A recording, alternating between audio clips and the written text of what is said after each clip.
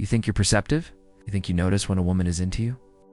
But the truth is most of the signals she sends never make it past your filters. It's not because she's subtle, but because you've been trained to expect fireworks. When real seduction moves like smoke, you're looking for permission slips.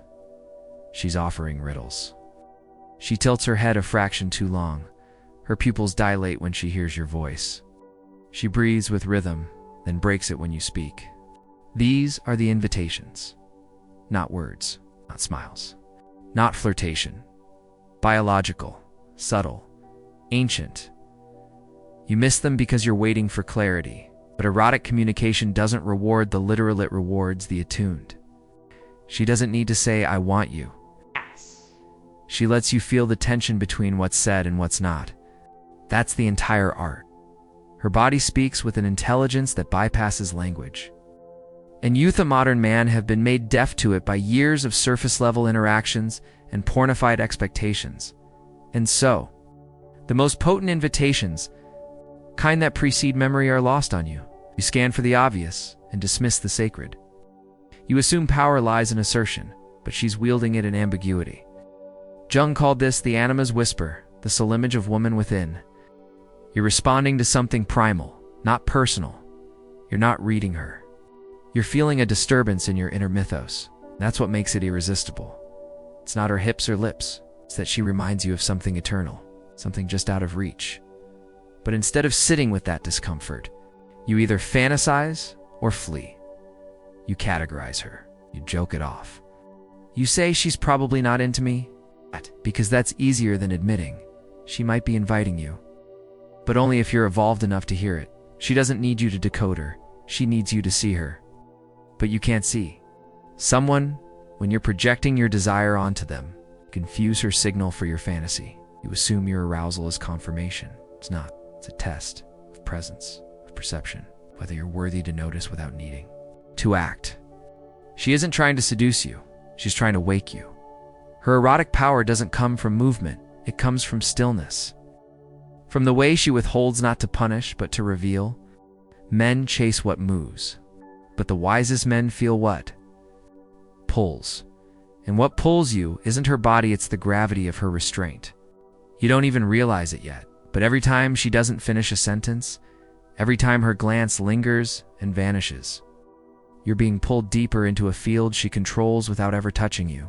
She doesn't need to show cleavage. She doesn't need to arch her back or bite her lip. It's performance. That's noise.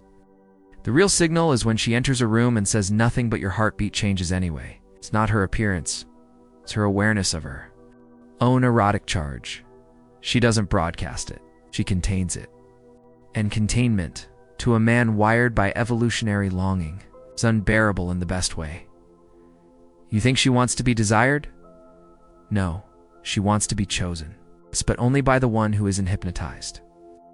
She doesn't need another man enslaved by his own urges. She's evoking to see if you can feel without reacting. She's stirring the waters, not to fish but to see who ripples. That's how she measures consciousness. You miss this because your entire psychological training has been Pavlovian. You were taught that lust is visual, that attraction is instant, that a woman who wants you will make it clear. But nature doesn't make anything clear. Nature hides her power behind beauty and buries meaning in mystery. This is not confusion, it's filtration. Carl Jung understood this through the concept of enantiodromia, the reversal of things into their opposites. The more overtly seductive a woman appears, the more likely her power is superficial. The one who evokes longing in your soul by doing almost nothing? She's dangerous. She's ancient. She's what your anima recognizes as myth made flesh, and still you dismiss it. You say she's cold. You call her a tease. You project onto her the failure of your own perception? But what if the real failure is that you never developed the eyes to see subtlety? What if the modern world robbed you of your ancestral instinct? She isn't hiding. She's waiting. For the man who doesn't just want her body, but who can. Read the code behind her silence. You think she's special? Unique? Magnetic in some way you can't explain? But that feeling so consuming, so personal isn't about her at all. It's the anima projection. Jung warned about this with precision. You do not fall in love with a woman. You fall in love with the part of your psyche you've disowned and cast onto her. She is a mirror, not a muse. A trigger, not a truth. She glances at you, and your pulse quickens. She touches your arm, and you remember it for days. But none of that is objective. It's your unlived desire screaming through. The cracks of your psyche, you don't see her. You see a composite built from childhood ache, evolutionary tension, and the unmet goddess in your dreams. You mistake chemistry for meaning, attention for affection, mystery for depth. And once you project desirability onto her, she doesn't need to do anything else. Your psyche does the rest. You'll contort your perception, rewrite her behaviors, and ignore red flags all to preserve the illusion that this woman is the one. But she's not the one. She's just the one who activated the story you were already aching to relive. That's why you can't stop thinking about her. Not because she's extraordinary, but because your own unconscious is using her as a canvas. To force you into confrontation, you need her to be desirable so you can delay the work of making yourself whole.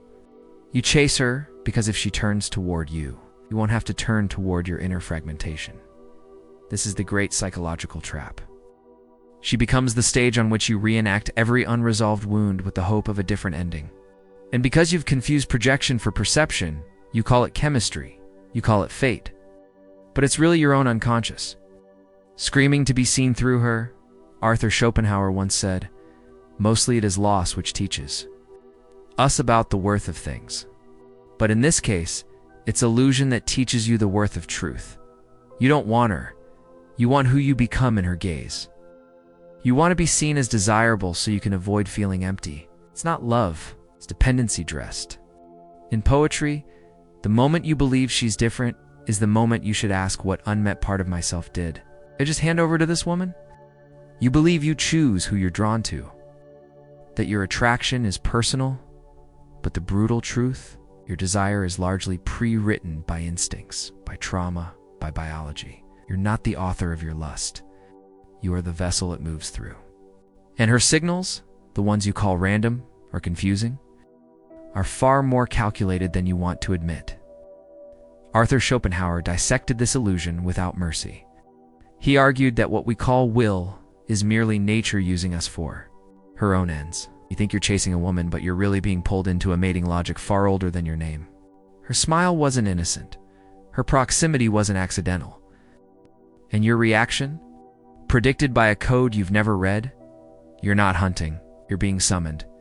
Because the women who trigger your deepest compulsions often carry the most ancient biological cues. Waist to hip ratio, eye movement, tone modulation. Her signals activate neurochemical switches you didn't install. Call it chemistry. It's engineering. From the moment you noticed her, your dopamine was already working against your clarity. This is the spell. She doesn't even need to like you. Her presence alone hijacks your faculties. Suddenly, you're offering attention, humor, value. You shapeshift into what you think she wants, not because you're weak, but because the will to life is stronger than the will to self. Schopenhauer named this force as blind, ruthless, and indifferent to your happiness. It's only aim. Continuation, and you're a pawn. She doesn't have to consciously manipulate. Her biology does the work, and your projections fill in the rest. But here's the fracture point. If you believe your reactions are yours, you can't see the machinery. If you believe you're in control, you can't escape the loop. And that's exactly where most men live, inside a matrix of desire they think they control. While nature laughs, you think you're the chooser. But the signals that govern your attraction were installed before you ever felt conscious lust. Evolution didn't make you discerning, it made you predictable. And once she senses your predictability, your power collapses. She knows you'll orbit, unless you wake up. Unless you realize that awareness and not instinct is your only weapon against, it's biological fate. She doesn't weaponize strength, she weaponizes softness. And you fall for it again and again because you confuse softness with sincerity. Strategic vulnerability is not weakness, it's camouflage. She lowers her gaze, speaks gently, wraps her need in helplessness. And suddenly you're alert, protective, invested. You think you're responding to care, you're responding to power disguised. The signal wasn't, "I need help." It was, "I know how to make you feel useful." Her tone, her pace, the way she lets silence hang, it's all intentional. It's not necessarily conscious, but deeply ingrained. Evolution didn't just design women to be desirable. It designed them to manipulate perception through presentation. Carl Jung would call this the persona, the social mask designed to survive and influence. Her persona may appear gentle, even fragile, but it's calibrated to spark your inner savior. And once that button is pressed, you surrender clarity. You mistake being needed for being loved. You mistake softness for submission, but this is not submission. This is signal design. She's tuning her presence to provoke instinctual roles in you, not because she's deceptive, but because this works.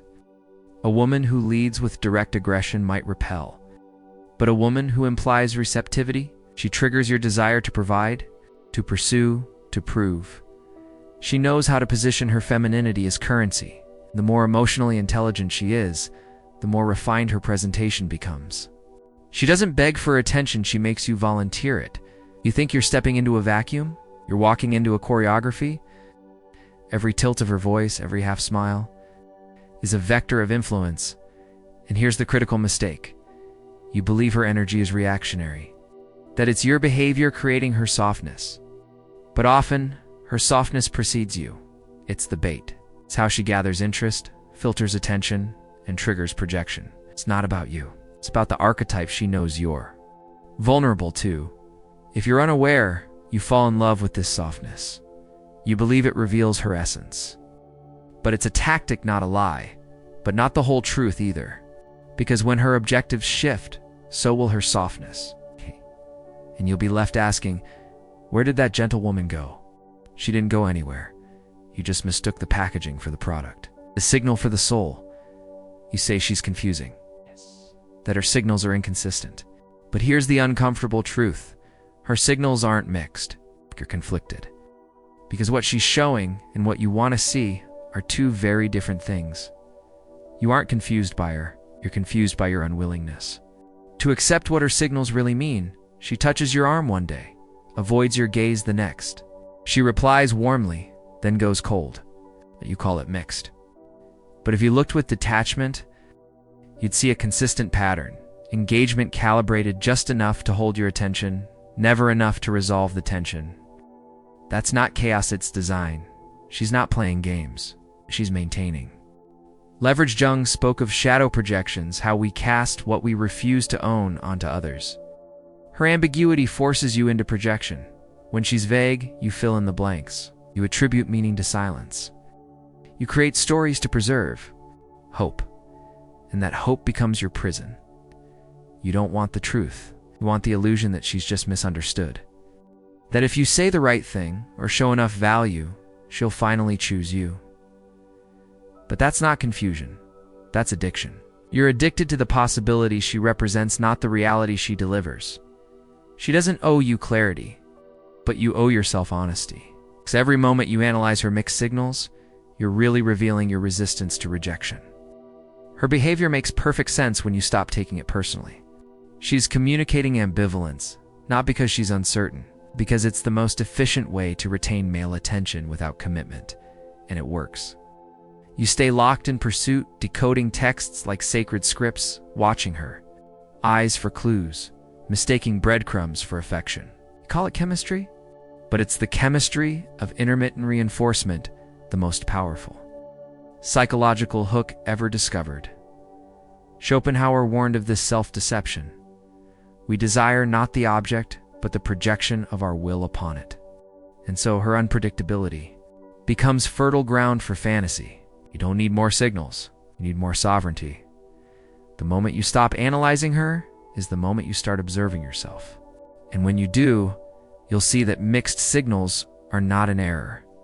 They are a mirror, reflecting your fear of letting go. She was never unclear. You just refused to accept what she wasn't saying. She doesn't need to win your love. She just needs to hold your attention. Because attention, not affection's the modern currency of power. And she's rich, not because she gives more, but because she receives more. Every glance you offer, every thought she occupies, every shift in your emotional weather, she registers it. Not always consciously, but energetically. Absolutely, you think you're pursuing her. But more often, you're orbiting her. You think you're offering gifts, but your true offering is your focus. And she knows that whoever controls the focus controls the frame. She doesn't need to reciprocate. She only needs to remain salient, just unpredictable enough to stay in. Your psychic foreground, just elusive enough to keep you leaning forward. This is how she feeds, not on your body, not even on your validation, but on your preoccupation. You call it longing, but what she's drawn out of you is obsession, and you enabled it. You placed her on the altar of your mind and called it worship. You interpreted every small gesture as a sacrament. You let her ambiguity become a canvas for your anima. And in doing so, you transferred your power. Quietly, willingly, Carl Jung warned, what you do not make conscious will rule your life, and you will call it fate. Yeah, you didn't make conscious the transaction taking place. You didn't see that your gazer energy was being extracted. And because it felt voluntary, you called it romantic. But attention is finite. Once you invest it, you become invested. Not because she earned it, but because you spent it. That's how sunk cost works. The more attention you give her, the more valuable she seems to you. And now, even her silence feels meaningful. Even her absence feels personal. This is how power shifts. She doesn't need to demand, you deliver. She doesn't need to chase, you perform. You perform better the less she commits. It's a paradox Schopenhauer would smirk at.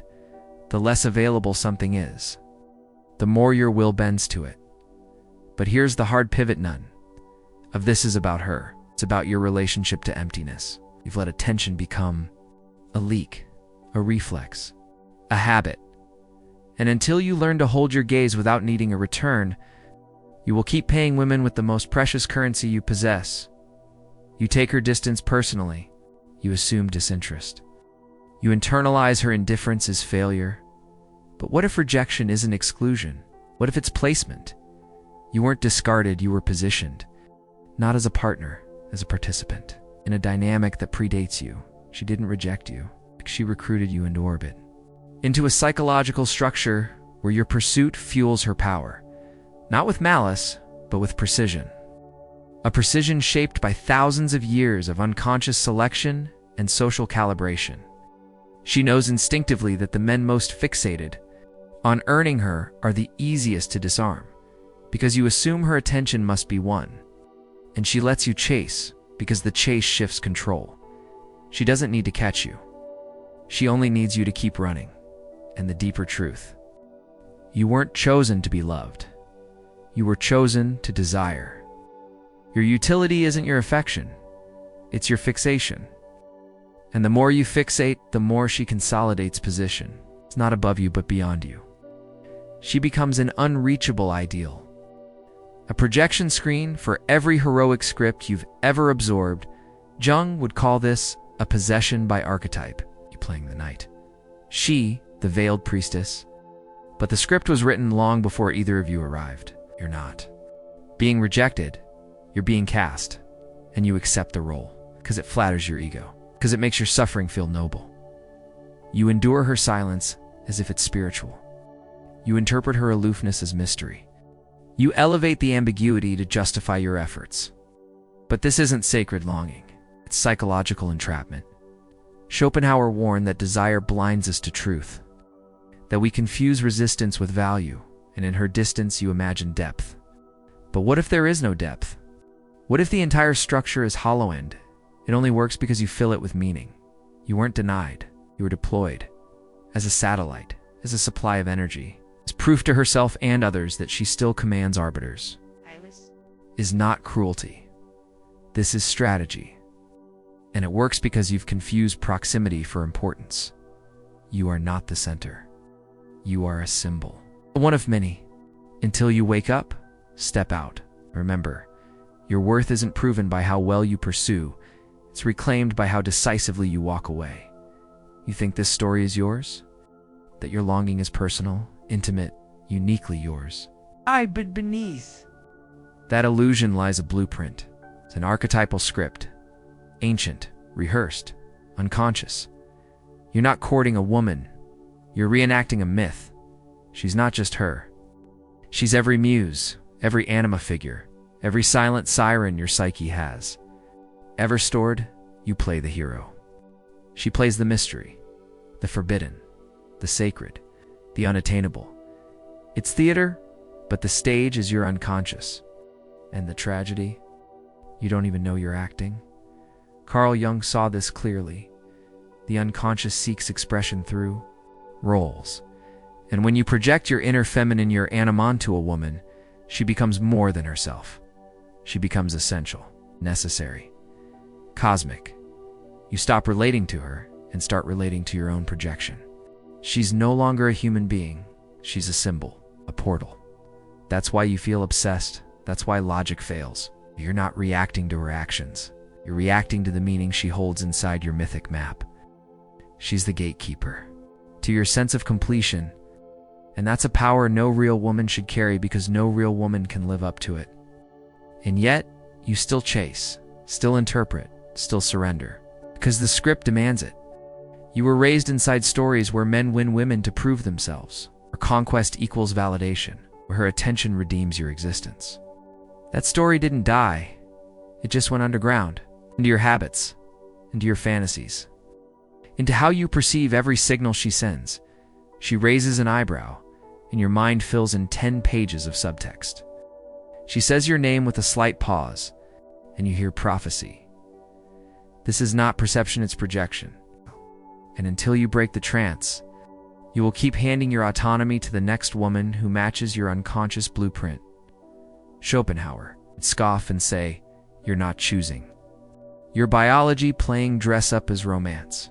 But Jung would say it differently. Until you withdraw the projection, you cannot love. You can only orbit. The moment you name the script is the moment it loses its grip. You stop being a character. You become an author. And authors don't beg to stay in the story. They write a new one. This is the breaking point.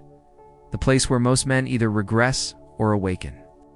You've seen the machinery. You felt the seduction. And now you face the only question that matters. Do you continue reacting, or do you begin observing? Because the truth is, you've been a reactor your entire life, reacting to beauty, to rejection, to signals, to silence. Every twitch in her behavior sends a shock through your nervous system. Every withdrawal feels like a verdict. You read her like scripture, but forget to read yourself. The path forward is not detachment, it's individuation. Jung's great imperative. You stop seeking the woman to complete you, and start reclaiming the parts of you that begged to be found in her. You step back not in bitterness, but in brutal clarity. Not to punish her, but to unhook yourself from the roles you've been enslaved to. You stop chasing meaning in her behavior, and start extracting meaning from your own patterns. You stop narrating her intentions, and start narrating your projections. You become less interested in whether she's sending signals, and more curious about why you need to receive them so badly. You stop proving your worth in the mirror of her gaze. You hold your gaze steady, even as hers wanders. You watch yourself, not her. This is the transformation from man as animal, compelled by evolutionary scripts, to man as sovereign, aware of the unconscious forces pulling his strings. This is the end of orbiting, the end of idealizing, the end of spiritualizing. Her ambiguity, because you now see it for what it is, a mirror. One you projected fire onto and called it passion. One you worshipped only because it reflected what you refused to meet in yourself, and the moment you stop reacting is the moment you take back the one power she could never touch, your attention, on purpose. You become the observer, the author, the sovereign, not because you no longer feel her gravity, but because you finally remember you are a sun, not a satellite. You were never meant to beg for clarity in someone else's signals. You were meant to become so clear within yourself that no signal can destabilize you. You were not born to orbit, you were born to radiate. Right. But radiance requires self-ownership, psychological sovereignty, the willingness to see through illusions, especially the ones that feel beautiful. This isn't about women. Oh. It's about your unconscious obedience to your projections. It's about your willingness to hand over authorship of your emotional reality to external cues. She was just the trigger. You are the system. And systems can be rewritten. Individuation is not a concept. It's a war against reflex, against the myths you inherited, against the scripts that say you are only as valuable as the woman who chooses you. Withdraw the projection. Observe the hunger. Claim the gaze. That's how you return to yourself. That's how you walk away not with resentment, but with precision. No longer seduced. No longer reactive. No longer needing a signal to feel real. Just watching. Just aware, just dash you. If this hits something deep, don't keep it to yourself. Like, comment, and share this now. Help wake up the men still trapped in projection. No time to waste. The game of signals is constant, and unless you see the code, you'll keep playing someone else's role. It's time to rewrite the story. Start now.